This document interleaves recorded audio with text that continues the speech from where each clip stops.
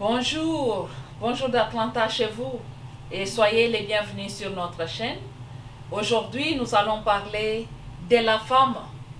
Nous allons parler de Adam et Ève, spécialement de la femme. Alors, avant que je puisse m'exprimer, je vous demande tous d'aimer, de partager et aussi de vous abonner.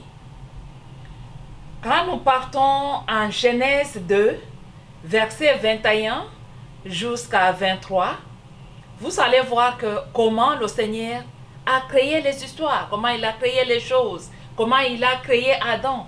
Et quand le Seigneur a vu le souci qu'Adam avait, parce qu'il n'avait pas son semblable, le Seigneur a décidé de créer Ève. Il a soutiré son os, une corde pour créer Ève. Et il a fait dormir Adam profondément comme un petit bébé. Et il a créé Ève. Et après avoir créé Ève, le Seigneur a amené Ève chez Adam. Et Adam regarda la femme, il cria. Ouh! L'os de mes os, la chair de mes chairs, de ma chair. Imaginez-vous, mes amis, ce qui s'était passé en lui. Il y a eu des réactions chimiques qui se sont passées. C'était comme de l'électricité, c'était comme la chair des poules. Ça signifie qu'il était au 7e ciel. Je ne sais même pas comment exprimer. Mais il y avait de l'objectif pour lequel le Seigneur avait créé. Et l'objectif était, je venais juste de parler de l'objectif. C'est parce qu'il y avait le souci dans Adam, parce qu'il n'avait pas son semblable. Ce qui signifie que le Seigneur nous a créés pour être à côté de nos hommes. Pas pour être des charges pour nos hommes, mais pour s'entraider, pour les assister. C'est l'objectif principal pour lequel le Seigneur nous a créés. Mais aujourd'hui, nous remarquons qu'il y en a, même les hommes, même les femmes, qui ne connaissent même pas l'existence de la femme. Parce qu'il y a les autres qui maltraitent leurs femmes. Ils ignorent que c'est la chair de sa chair, l'os de ses os, qui ne savent pas ce qu'il faut faire. Et pourtant, quand le Seigneur nous a créés, quand Adam criait, l'os de mes os, la chair de ma chair, c'était juste pour montrer que, il a vu sa propre réflexion dans la femme. Ce qui signifie que nous sommes des réflexions de nos hommes. Nous avons vu comment les hommes dormaient. Le Seigneur avait fait dormir à Adam pour créer Ève. Ce qui signifie que Ève nous a trouvés déjà éveillés. Et Adam a trouvé la femme déjà éveillée. Même dans le mariage, la femme est déjà éveillée par rapport à son homme. Si toi tu es une femme et tu es là, je t'informe que tu es une femme éveillée par rapport à ton homme. Pourquoi je dis ça? C'est parce que le Seigneur nous a créés fortes et il nous a mis à côté de nos hommes pour les aider, pour leur donner aussi des directions. On n'est pas là seulement pour dire que non, parce qu'on a dit que la femme doit être soumise, et ça signifie que quand je suis soumise, mon mari va tout faire, moi je ne fais rien. Mais non, ta place ce n'est pas seulement la cuisine, ta place ce n'est pas seulement nettoyer la maison, mais ta place c'est donner aussi tes idées à ton mari, assister ton mari dans son travail, connaître le souci principal de ton mari et surtout être à mesure de voir quelle est la direction de notre maison, la direction de notre foyer. Luttez toujours pour conserver la paix, l'amour dans votre maison. Vous savez, la maison, c'est l'endroit où on se repose. Nous partons au travail. Comme maintenant là, j'étais sortie, je suis partie faire mes affaires. Et maintenant je suis rentrée, je vais me reposer. Bientôt je vais dormir. Ici c'est déjà la nuit. Mais on a besoin de la paix à la maison. Et c'est pour cela que le Seigneur nous a donné, il nous a donné l'autorisation, nous a donné la force. Donc, la femme est forte. La femme garde sa maison. La femme garde sa famille. Vous savez, aujourd'hui, il y a beaucoup de problèmes dans beaucoup de foyers. Oh, il y a la belle famille qui n'aime pas peut-être la femme. Et souvent, c'est comme ça. Hein? Parce que la famille de la femme souvent aime l'homme. Beaucoup de problèmes, c'est la famille de l'homme qui n'aime pas la femme. Mais attention, c'est l'homme qui t'a épousé. Le Seigneur a dit à ton homme de t'aimer. Il n'a pas dit que non, ta belle famille doit t'aimer. Tu n'as pas besoin de l'amour de ta belle-mère ou de tes beaux-frères et autres. Tu as juste besoin de respect. Et même s'il ne te respecte pas, ce n'est pas ton affaire. Étant donné que ton propre mari te respecte et te donne de l'amour, ça suffit. Donc, même s'il y a des problèmes avec la belle-mère, avec des belles-sœurs ou quoi que ce soit, parce que souvent, il n'y a pas de problème avec les beaux-pères. Hein. Je n'ai jamais suivi ça. Il n'y a que les problèmes avec les belles-mères. Ce qui signifie que nous, les femmes, nous sommes spéciales. Nous sommes spéciales en tout. Que Dieu nous aide. Il faut vraiment prier. Mais même s'il y a des problèmes, il faut regarder ton mari, observer ton mari. Il faut leur donner le respect et faire votre vie.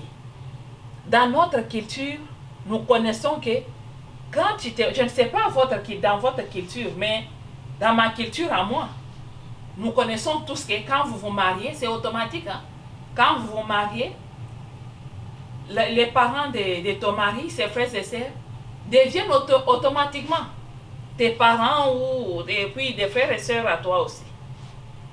À condition qu'ils te repoussent. Parce qu'il y a de ces familles-là, on t'épouse, tu viens là, tu as vraiment de l'amour selon l'éducation que tu as eue chez tes parents. Tu considères tes beaux-frères, par exemple, comme tes frères, mais elles ne le font pas. Pour eux, quand tu fais ça, c'est comme si tu veux te montrer, c'est comme si tu veux voler certains pouvoirs ou quoi que ce soit. Et quand vous remarquez ça, là, retirez-vous. Retirez-vous et observez-les. Parce que tu n'as rien à gagner dans tout cela. L'unique personne que tu regardes, c'est ton mari que tu regardes. Et aussi, il faut aider ton mari. Quand vous voyez que ton mari a des difficultés, il ne s'entend pas avec sa famille, tout ça, tu peux aider. Vous savez, on dit toujours que quand on se marie, on ne part pas dans le mariage avec les gilettes pour couper, mais on part avec les aiguilles pour unir, pour coudre. Donc, nous devons jouer notre rôle. Nous devons toujours lutter pour garantir la paix. Parce que vous êtes toujours fortes. Les femmes sont vraiment fortes. Imaginez-vous que la femme porte la grossesse de l'enfant pendant 9 mois, les douleurs, les souffrances. Mais malgré ça, on ne se laisse pas faire. On sait toujours que, ok, il y a des douleurs, mais ça va passer. Une fois que j'accouche, je serai bien, je serai à l'aise. Donc, nous sommes créés naturellement très fortes. Et quand nous sommes à côté de nos maris, il ne faut pas toujours les traumatiser. Quand ton mari te dit non, je ne veux pas te voir à côté de telle personne, même si vous êtes dans le business, vous savez, la vie est compliquée, il faut protéger ton foyer. Il ne faut pas toujours, chaque jour tu vois ton mari fâché, ton mari en colère, ça fait très mal. Ça fait très mal de voir ton chéri, ton bébé, Yomen, tous les jours fâché. tous les jours parce qu'il y a eu ça, parce que vous n'avez pas fait ceci, parce que vous n'avez pas... Non, ce n'est pas ça. Ce n'est pas ça. Il faut lutter pour leur donner la paix. Il faut lutter pour que vos hommes puissent avoir la joie. Et les hommes aussi, vous devez faire la même chose. Parce que vous ne pouvez pas désirer une femme forte pendant que vous-même, vous n'êtes pas fort.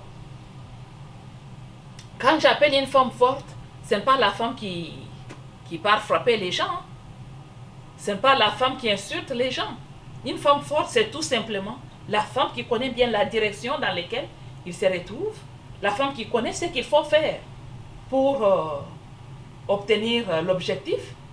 La femme qui connaît maîtriser son mari. Même si son mari est vraiment fâché parce qu'au travail il y a eu ceci, cela, une fois que ton mari arrive, ton mari quand il te voit, il se sent à l'aise. Et c'est ça nous. C'est ça nous. C'est pour cette raison que Adam dormait. Ce qui signifie que nous sommes là dans nos foyers. Même si ton mari dit, oh je suis très fort, je suis ceci, cela. Yes, nous acceptons, tu es fort. Mais en cachette là, c'est toi qui es très forte. C'est seulement si tu te négliges, tu ne veux pas te connaître, tu ne veux pas faire l'effort pour que les gens sachent qui tu es dans ton foyer. Tout ça pourquoi? Parce que vous visez plus de l'argent. Nous ne sommes pas dans le mariage seulement pour de l'argent. Mais l'objectif principal pour lequel le Seigneur nous a mis à côté de nos hommes, c'est pour les aider, les assister. C'est pour que nos hommes puissent avoir la paix, puissent avoir la joie. C'est pour que nos hommes puissent avoir son semblable. La personne avec qui il peut converser. La personne avec qui il peut partager ses problèmes, ses soucis, ses difficultés de travail. Je vous demande à vous tous les femmes d'avoir les capacités d'apprendre. Des fois, nous sommes tellement orgueilleux, surtout quand, avec nos diplômes, on pense toujours que je connais tout, je maîtrise tout. Mais ce n'est pas ça. On apprend du jour au jour. Parce que les histoires changent. La technologie est là. Donc, c'est chaque jour que nous sommes en train d'apprendre. Donc, il faut être dans la disposition. Il faut être une personne capable d'apprendre. Même si tu ne connais pas, mais réellement, si tu aimes ton mari, et si ton mari t'aime aussi pour vrai, il va te montrer. Voilà comment nous travaillons. Voilà ce que nous sommes en train de faire. Voilà dans mes business, je fais ça, je fais ça. Et à partir de là, ça sera facile de l'assister. Ça sera facile aussi de l'aider. Ça sera facile de voir qu'est-ce que mon mari désire. Comment est-ce qu'on peut faire pour changer ça, pour faire ceci, pour faire cela. Donc, nous devons lutter pour garder la paix dans nos maisons. Nous devons protéger nos maris, protéger nos enfants, protéger nos familles. Et aussi, nous devons surtout féliciter nos maris, les encourager chaque fois. Et honey, you can do it. Tu peux le faire. Quand tu vois ton mari fâché parce qu'il y a les gens qui ont parlé de quoi que ce soit sur lui, parce qu'au travail on l'a attristé, tout ça, toi, il ne faut pas l'enfoncer. Il ne faut pas lui dire que oh, ces gens-là, ils exagèrent. Non. Dis à ton mari, calme-toi. Il ne faut pas te diminuer. Les gens là veulent te voir réagir comme ceci, comme cela. Mais toi, il ne faut pas aller comme eux. Ça signifie que quand les gens raisonnent terre à terre, tu ne dois pas descendre à leur niveau. Et c'est très capital. C'est vraiment nécessaire pour nous les femmes. Vous savez, dans la vie, nous devons être vigilantes. Nous devons être vigilantes. Il ne faut pas suivre. Il y a des gens qui suivent les mouvements des masses. Oh, parce que mon ami m'a dit, mais attention. Ton ami t'a dit, ton ami est ton ami. Ton ami, ce n'est pas chez toi. Hein? Toi, regarde ton mari. Vous faites des histoires dans votre maison. Ça ne regarde pas ton ami, tout ça. Si ton mari te dit que non, ma chère, stop, je ne vais pas te voir avec cette personne, oui, il faut arrêter. Nos hommes sont très jaloux. Hein? Il faut arrêter, ça ne sert à rien, on ne doit pas discuter pour ça. Tu peux le faire voir, voilà pourquoi je préfère travailler avec ce monsieur. C'est parce que je vois en lui, il y a ça, ça, ça. Mais s'il dit non, je ne fais pas, peut-être je vais te trouver une autre personne. Ok, merci. Il n'y a pas de problème. Mais il faut être aussi une personne capable aussi d'abandonner quand ta femme va te dire que, mon cher, je vois la femme là, des textes, mais c'est vraiment régulier, alors il faut arrêter avec elle. Il faut aussi arrêter. Parce qu'il y a les hommes qui sont jaloux, mais ils ignorent que les femmes sont aussi jalouses. Quand la femme veut parler, là, il dit que non, tu as beaucoup de soucis. Il faut te guérir. Mais non, ce n'est pas ça. C'est juste la femme t'aime. Ce n'est pas que non, elle a les soucis de te perdre. Non. Il n'y a pas de perdre quelqu'un ou de gagner quelqu'un. Mais il n'y a qu'à mener la vie d'amour ensemble et progresser, aller de l'avant. Moi, je ne peux pas te laisser, même dans la fête. Si je suis avec mon chéri, et je vois il y a d'autres femmes là qui viennent faire quoi que ce soit, mais non, je me lève. Je prends mon chéri dans la main, je dis, chéri, viens d'abord voir ça. Même si je ne pas lui dire, je le trompe. Oui, oui. Parce qu'il faut être prudent. Hey, il faut être prudent. Il faut protéger vos maris. Il y a les femmes là terribles qui risquent de te voler en public comme ça, ils veulent te voler ton homme. Il ne faut pas tolérer. Mais si tu parles, moi j'ai vu quelque part la femme qui a vu que non, cette femme-là, ce qu'elle faisait devant son mari, ce n'était pas bon. Et s'est levée pour aller dire à son mari, chérie, j'ai à te dire. Et l'homme a résisté à sa femme en public. On ne fait pas ça. Même si tu ne veux pas, accepte d'abord. Et après, tu vas dire à ta femme que non, prochainement, il ne faut pas faire ça, je connais, je ne peux pas faire, je ne peux pas faire. C'est comme ça qu'on doit faire. Il faut toujours établir le respect.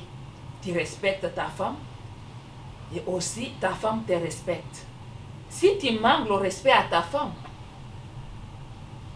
en public, la femme te manquera aussi le respect en public. Et tu vas sentir comment ça fait mal au cœur. Donc, il faut toujours donner le respect, même à tes propres enfants. Il y a des enfants qui n'aiment pas des remarques en public.